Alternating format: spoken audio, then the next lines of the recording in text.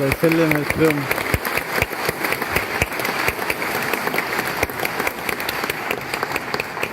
Ja, auch ein ganz großes Dankeschön an euch drei.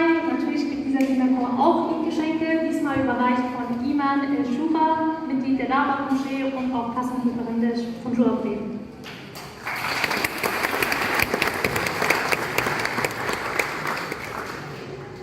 لقطات من اجتماع محافظ برمن مع المسلمين هنا في برمن، هذول الأطفال السوريين.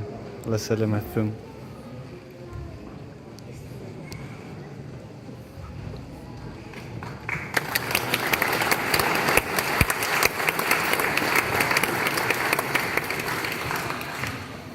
Ja, meine Damen und Herren, liebe Gäste, das waren die Grußworte und Beiträge des